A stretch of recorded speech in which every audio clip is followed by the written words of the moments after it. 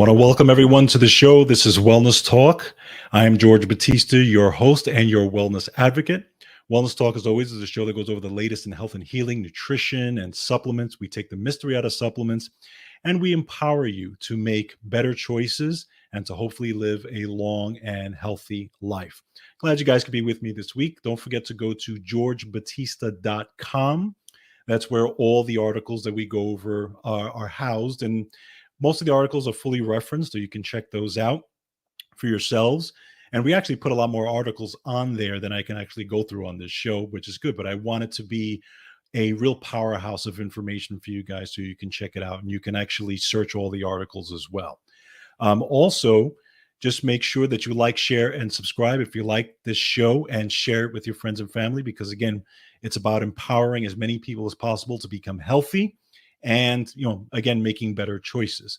This show is also brought to you by Wellness Resources, 35-year-old nutritional supplement company that is on the forefront of clinical nutrition and clinically formulated nutritional supplements. So make sure you check them out. Go to myvitaminresource.com. And if you enter the promo code Counterparts, it'll actually give you free shipping on any size order. So again, the promo code is Counterparts and it's myvitaminresource.com. Great website, great supplements. We always talk about them here. You guys know how I feel about them. So check them out. All right. So let's go over the topics that we have for today. And today, what I'm going to do is all the topics today are going to be related. And I'm going to be doing that a lot more these days because I want to kind of condense all the topics and put them more into kind of one umbrella. This way, it's a lot more searchable for you guys as well if you're looking for a specific topic, and you have as much information on that topic as you can, and hopefully in one show. So I'm going to be doing that a lot more. So I hope you guys enjoy the information. So this week, our articles are going to be from Wellness Resources, and we're going to talk about joint health, but not only specifically joint health. We're going to talk about joint health and also healthy mitochondria and how they work together. Now, you're probably thinking, how does joint health and mitochondria affect each other? Well, they do. There's actually a lot of science on it. So I'm going to go over the science. I'm going to tell you exactly how it works and how it's worked in the past and what they're looking at. And it's very interesting information. I think you guys are going to get a lot out of this.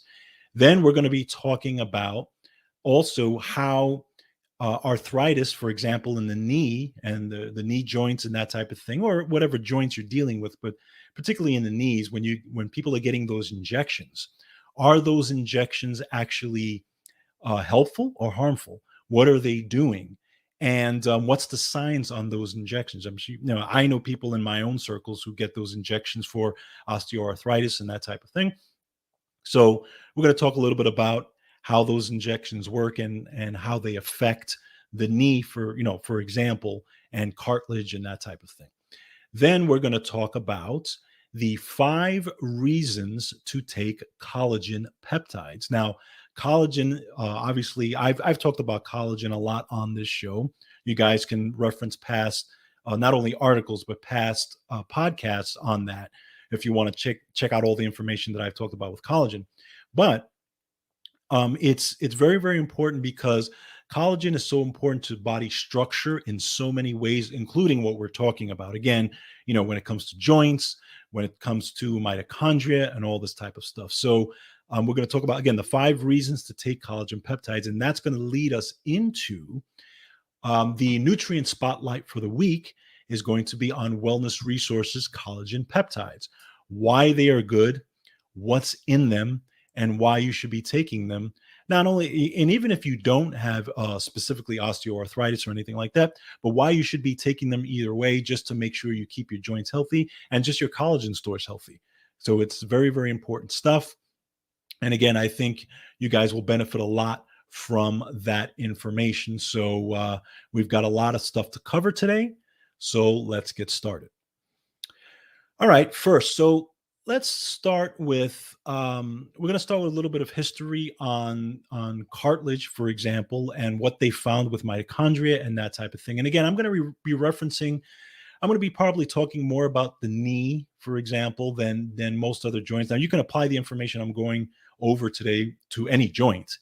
But I'm going to talk a lot about the knee specifically because it's one of the most common problems or problematic joints that people have, right? That besides the hips. And it's one of the most common replacements you get, knee replacements. You do get hip replacements as well, but again, knee replacements are happening, all over the place, right? Constantly. So we're going to be talking about that, and specifically how cartilage affects it and what's going on inside the knee. So let's take a look at cartilage first of all, and why it's important within the knee. Right now, keep in mind that when you're looking at the knee, or when you're looking at joints in general, right, cartilage cells, okay, require several things to keep them healthy and make sure that they are, there's enough synthesis going on to keep them from degenerating, right? And there's fluid that comes in and out, and that fluid not only gets nutrients into where the cartilage is, but also helps to get rid of the waste products. Now, cartilage, for example, cartilage cells and just the cartilage tissue is what's called avascular, meaning that there's not really a good blood supply there.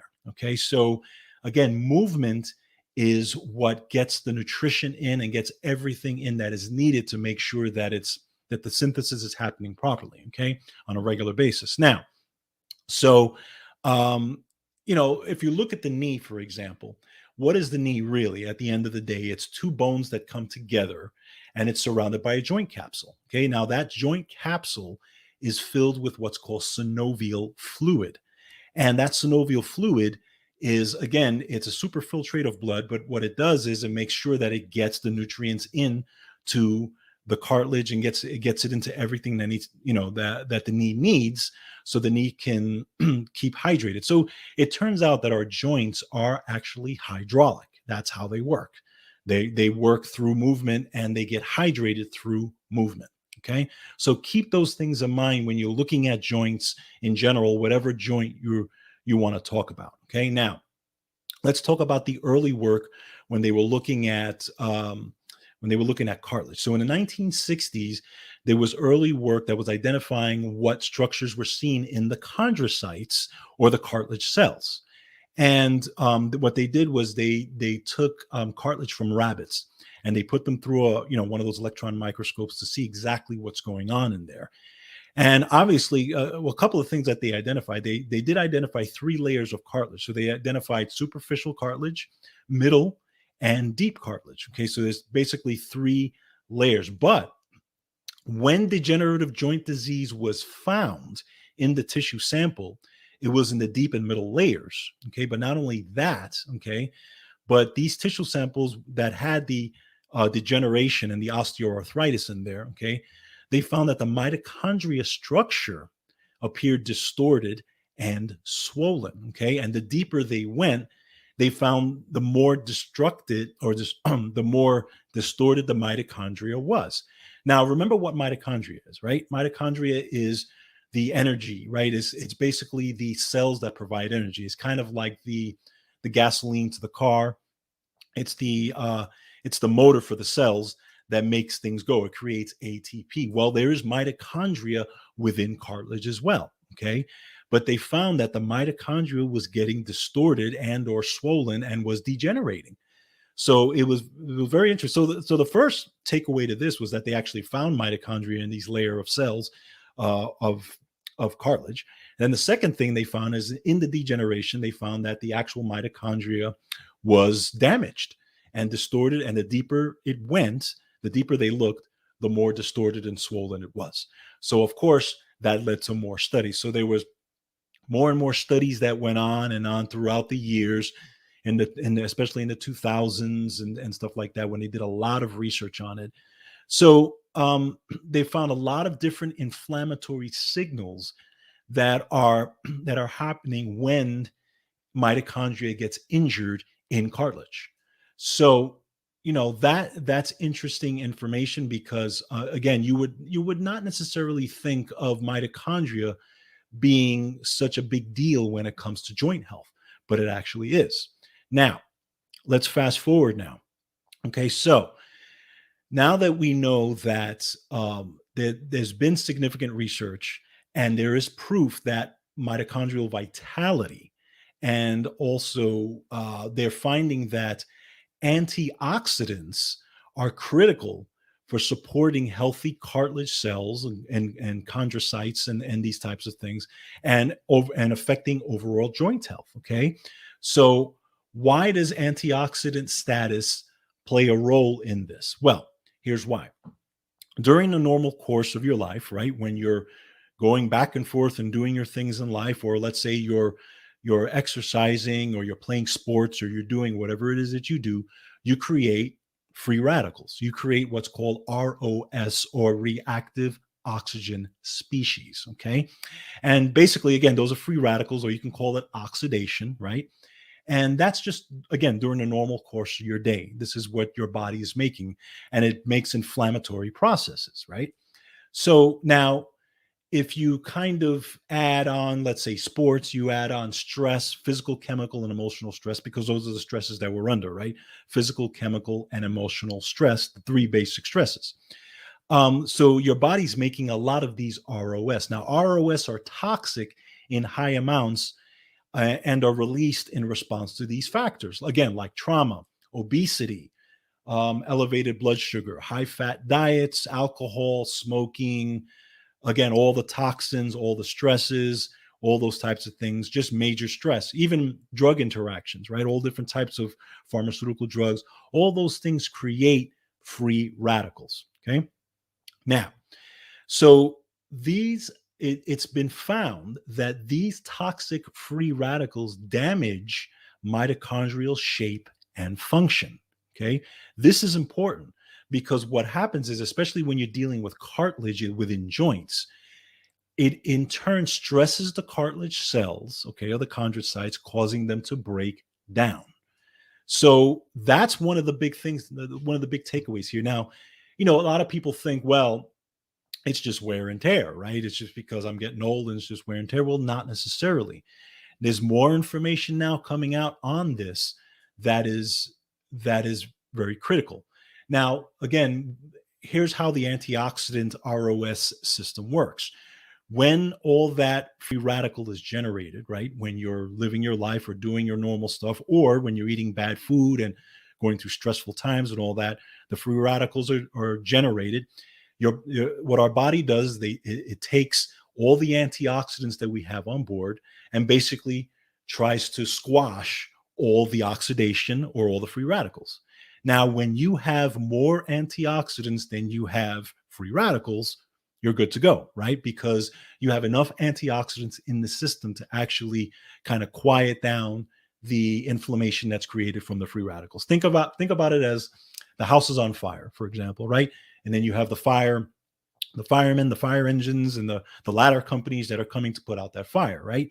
So they need to do whatever they need to do and put the water in there and do whatever they need to do to kind of bring the fire down. But if you don't have enough of them, right? And let's say you have too little fire companies or too little firemen, that type of thing, the fire can get out of control and it can start to spread, right? It can spread into, it could spread into the forest. It can spread to other houses. It can spread, and it becomes a big, huge mess, right? Big, huge problem. So think of your antioxidant status and your free radical, the battle between both. Think about it in that case. So the free radicals, if they're out of control and your body doesn't have enough antioxidants to take them out, then you get a huge storm here. Okay. This is kind of the idea behind that. So again, you ask, one of the questions obviously you're going to ask is, well, what about people who get older? Does age really matter in this situation? Well, not necessarily. And I'll tell you why for a couple of reasons. Number one, now you're seeing a lot of young people that are actually having joint challenges. Okay. And they're finding a lot of oxidative stress in young adults, especially those who participate in intense running activities and competitive activities and that type of thing. And they're actually finding also mitochondrial destruction in those individuals and in joint, in those young individuals, especially with their joints. So yes, you're gonna have some wear and tear as time goes along. But again, if you suffer from a lack of antioxidant status, okay, this I can't even say the word, cumulative degrading of mitochondria causes age-related degeneration and changes in the knees, the hips, the spine, the shoulders, and other joints. Okay, again, we're talking about the knees and the hips because those are the ones that are the most common. Okay, but again, it can occur in any joint. Okay, now you're going to get those folks that say, well, hey, look, or you're going to get doctors to say, hey, look, it's you're just getting older, right? It's wear and tear. That's just the way it is. Well, and honestly, it's not, because there are 70-year-olds and 80-year-olds who are running marathons who don't have these problems. So you cannot say definitively that it's just because you are getting older. Okay, there's a lot of factors that go into it. So just keep that in mind. But again, movement is one of the big ones, right? You got to move in order to get the nutrition in there, and because that's the way that system works. Okay, keep that in mind. Now, how do let's go back for a second. How does mainstream medicine typically treat people with osteoarthritic knees, osteoarthritic hips, and those types of things? Well, one of the things that they use is injections, right? A lot of people go for injections. A lot of times it's typically injections every 3 months. Okay, well, they've done some studies on these injections. A lot of them are steroid injections, that type of thing. And it may take away the pain. Most of the time, it does take away the pain. I have people in my own circles who do take these injections, okay, because they are dealing with pain every single day of their lives, walking around or whatever, and they have such osteoarthritic knees that the injections are one of the only things that helps them. Completely understand that. But you also have to look at the flip side of this as well. Okay. Now, there's been studies on this, especially from the European Society of Sports Traumatology. And in 2018, they did a review study, and they talked about the single dose anesthetic on knee cartilage. Okay, so these are the anesthetic injections in knee cartilage. And this is what they found. It showed that the treatment approach of single dose local anesthetics injected into knee joints caused cartilage cell death, okay, or what's called apoptosis.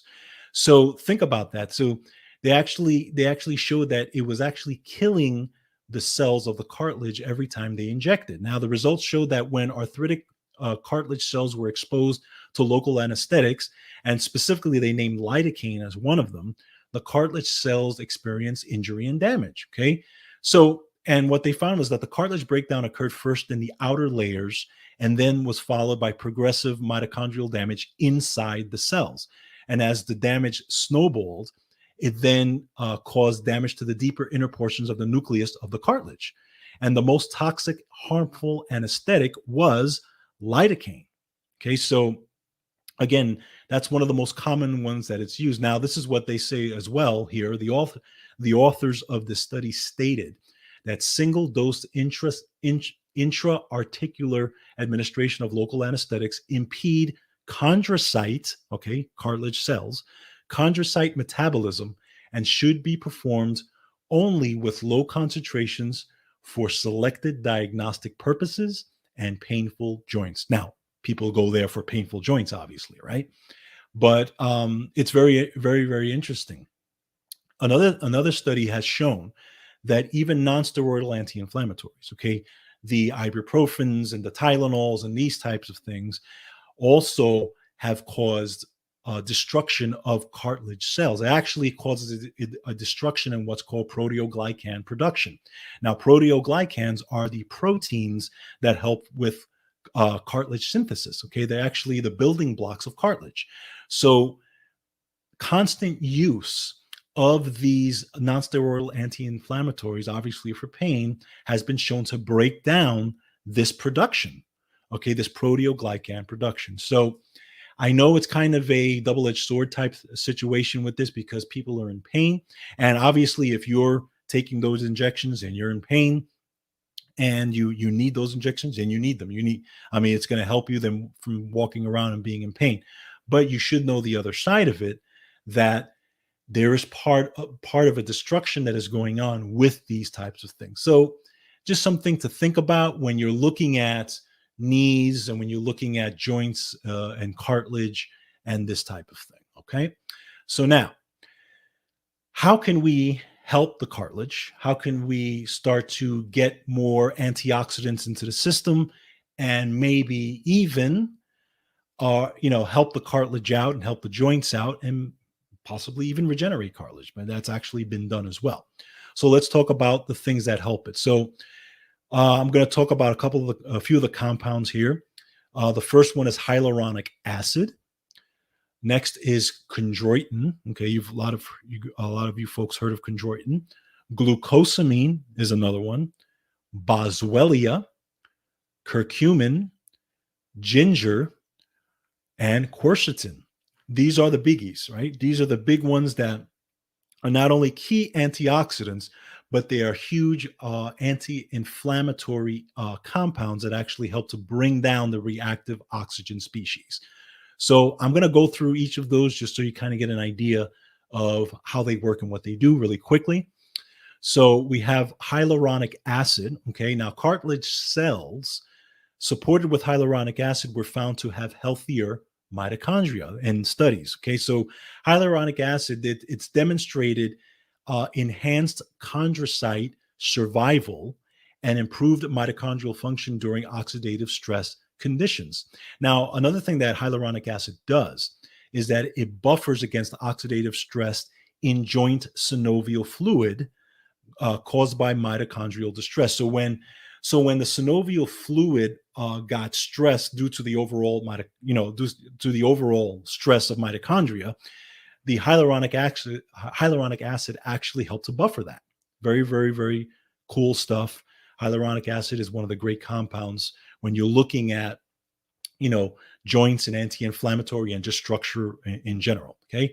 Next, we're looking at curcumin. Now, curcumin, I'm sure we've talked about curcumin a lot on this show, but curcumin is obviously it's from the spice turmeric, and the curcumin is the very, very specific compound in the turmeric that has the strong antioxidant activities. But again, it's been shown to be anti-inflammatory. It's been shown to bring down the reactive oxygen species and provides protection of mitochondria from injury.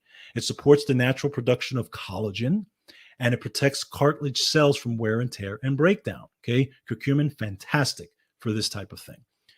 Then we have N-acetylcysteine and selenium. N-acetylcysteine and selenium, they help protect against, again, free radical activity and mitochondria and cartilage cell breakdown. Okay, now a lack of these antioxidants actually has been shown to accelerate the aging of cartilage cells. Okay, very important. Another one, glutathione. Glutathione is known as the master antioxidant. It's found throughout the body. It's very prevalent in the immune system and in the brain. It's part of detoxification, but it's also found in cartilage cells. Okay, so glutathione has also been shown to help with oxidative stress in cartilage cells and mitochondria. So these things, plus all the other ones that I named, are crucial for making sure that you're keeping your free radicals low and helping with overall cartilage health. Now, the other piece to it is the exercise. You got to move. It's that simple. You got to move because, again, that's the only way the movement gets through the synovial fluid and through into the knee. Again, the knee has different sacs. The knee has your bursa sac. Okay, you have your bursa fluid, and then you have your synovial fluid, and you have, again, the joint capsule. So all this stuff needs hydration. Okay, so this is very important. So in a review study published in May of 2022, the Frontiers in Aging and Neuroscience experts recommended 30 to 60 minutes of exercise with moderate intensity per day for joint health. Now, your heart rate should reach, between 120 to 150 minutes during this exercise period, but you gotta do it. Now, it doesn't necessarily mean that you got to do anything crazy, okay? But A good walking regimen, fast walking, power walking, running. If you have problems, obviously with your joints, maybe running is not great. So maybe just do some brisk walking. You can still get the heart rate up with brisk walking. That's very, very important. But you gotta do the exercise, whatever exercise you can do, because one of the issues is, and again, if you look at our modern society, right, part of our modern society has led to the degradation of joints. Because why? People are sitting all day. People are sitting at their desk for hours on end. They're not moving, and you're not getting the fluid into the cells. There's no movement. So again, this is one of the other things that leads to this. Okay, and then of course you have poor nutritional intake. That's the big one, right? So you think about it, if you take lack of activity and poor nutritional intake, those are the two biggest contributors of mitochondrial decay, joint degeneration, and basically fast aging. Okay, so very, very important stuff. So my suggestion would be get yourself on a good nutritional regimen, right? Make sure you're getting all the nutrition you need. Obviously, you got to eat good. You got to eat the good foods. That goes without saying. We always talk about that, right? But what else can we do to make sure that our joints are supported and our mitochondria is supported and our antioxidant status is supported? Well, number one, multivitamin, daily energy multivitamin from Wellness Resources, best multivitamin out there that gives you your overall basic nutrition that you need. Then if you want to look at joint health from there, Wellness Resources has some fantastic supplements. Joint All is a great supplement. Hyaluronic acid with Repair Plus is a fantastic one. And another one called Bone and Joint Helper. And that's for general cartilage support. Now, you can add glutathione ultra, which is another great product that they have, and other antioxidants and whole foods in the diet, obviously. Another great one is the Daily Protector. It's a comprehensive antioxidant support. I take that every day to make sure I get all my antioxidants, plus all the good food that I eat during the day. So I know I'm bathing my cells in lots of antioxidants. Okay, especially you guys know me, and you've known I've had a back problem for many, many years. I have no back pain, and I can pretty much do all the activities with the spinal stenosis and all the craziness that's going on in my back. So, but I make sure my antioxidants are up at a very, very high level every single day. So it's important to do that, and just to make sure that you're again, these are little pieces all to one big giant puzzle. And one thing you have to understand, and not that I'm going to go on a rant necessarily, but when you look at mainstream media, or when you look at mainstream medical, for example, right? When you go to your orthopedic doctors and those types of things, what do they look at? You have knee pain, they're going to look directly into your knee. They're going to give you all the x-rays and the MRIs and all these things, and they're going to find exactly what's specifically wrong with the knee. Now, if there's something wrong with the knee, what are they going to do? They're going to need to surgically repair it if that's what they feel is wrong. They may tell you, well, no, you may not need surgery, but you're going to need physical therapy and you're going to need anti-inflammatories, right? We already talked about what anti-inflammatories do. Well, they don't look at anything else. Why? Because they're not looking at the body as a whole. They're looking at the knee. Well, why is that knee have problematic in the first place? Was there a trauma? Well, think about it. It could have been a trauma, maybe whatever the trauma was. You fell or somebody ran into you, or whatever the case may be. Is there a poor diet, lack of antioxidant status, poor, you just have a terrible lifestyle? That's going to contribute to it. Is there a problem anywhere else structurally? Is there a problem in the lower back? Is there a problem in the hip? Because we all know that if the lower back is out of whack, all right, that's going to affect how you walk. That's going to affect your hips. It's going to affect your knee, could affect your foot. It's all connected. Even the cervical spine can lead to problems going all the way down, even all the way down to the knee, right? So I had very bad sciatica many, many years ago. When I used to stand for long periods of time, I was in tremendous pain. It came from my lower back because there was an impingement of the nerve, right? So, but again, my lower back was in terrible shape. Now, but again, mainstream medical doesn't look at this stuff. When you look at the word holistic, the reason why it's holistic is because it looks at the body as a whole. All right. Mainstream medical doesn't do that. Again, not that I'm, there are great doctors out there and that type of thing, and they do a lot of great work. But I'm just talking about it's just two different philosophies.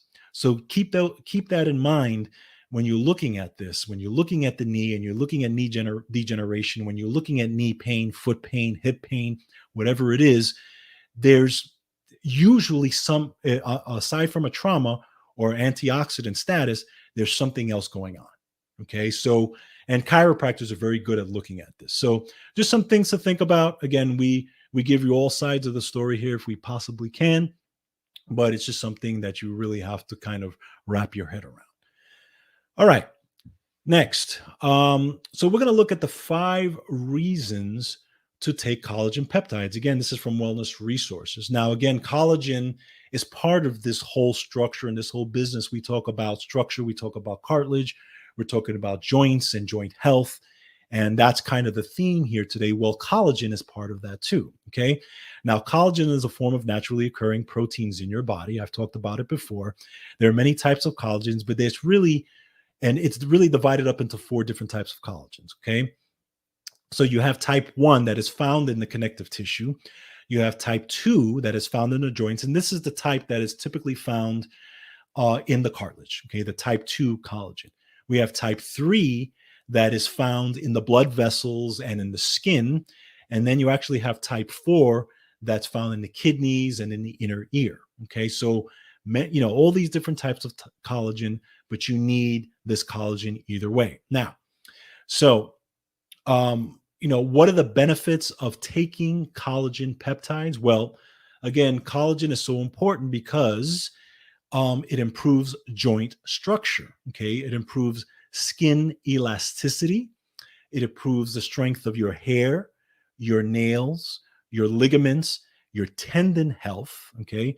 The bones, and even your GI tract lining is affected by collagen. That's how important collagen is and collagen synthesis is. I mean, literally it's from the inside out. Okay. So, it plays a major role in providing not only elasticity, but also hydration especially in your skin, right? There's a lot of skin creams out there that actually have collagen in them. And the whole point of it is to hydrate the skin with the collagen. So, to keep the skin from wrinkling as much as possible, to keep that youthful appearance, that type of thing. That's the whole marketing thing behind that. But again, part of the problem with collagen is that as we age, we produce less collagen. Okay. So, and then that ends up resulting in the dry skin and the wrinkles and stuff. Again, hence the skin creams and those types of things that try to improve that process. Okay. But, collagen peptides, okay, and why you should be taking collagen help to support these things, helps to support all this, the hair growth, the skin, gives you that strong, healthy hair, the great nails, the hard nails, that type of thing.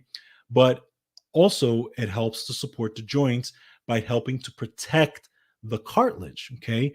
Now it helps to protect the cartilage and the chondrocytes and the proteoglycan production because it's involved in that whole process. Now,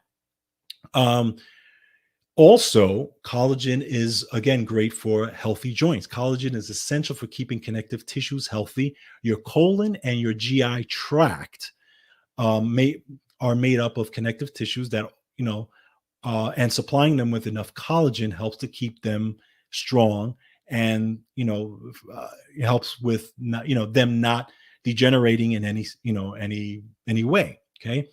Collagen can also be important for post-workout. Why? Because it's important for skeletal muscle. Okay. And research suggests that collagen supplements may encourage muscle protein production and help muscle growth and repair after exercise. So, one of the best ways to go if you have like a post-workout smoothie, let's say with protein, throw some collagen in there. It mixes beautifully and you're bathing your body structure with this collagen. Great, great, great stuff. So that's going to lead me into the next thing. Oh, and by the way, just as another point before I go into our nutrient spotlight for the week, Vitamin C. So vitamin C is not only an antioxidant, one of the most important antioxidants you should be taking every single day, but vitamin C is also intimately involved with collagen synthesis. A lot of people don't know that. Okay.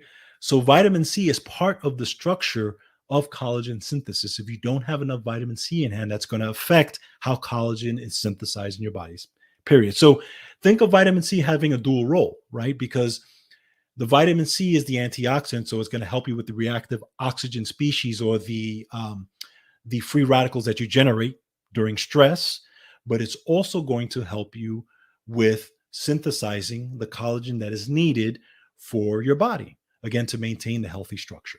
So vitamin C, critical in that. Take some vitamin C every single day as part of your regimen. Now, our nutrient spotlight for the week is the collagen peptides from Wellness Resources. Okay, so again, very, very important. This is great grass-fed, pasture-raised collagen peptide proteins.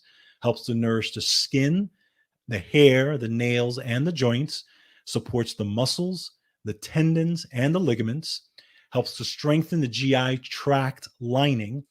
Helps the hydrolyzed collagen for optimal absorption. So it's hydrolyzed specifically to be able to be absorbed very well in your body.